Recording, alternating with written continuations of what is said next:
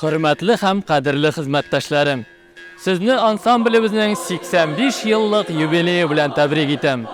Sizga zo'rdan zo'r ijodiy yumushlar, baxt ham shodlik tilayman.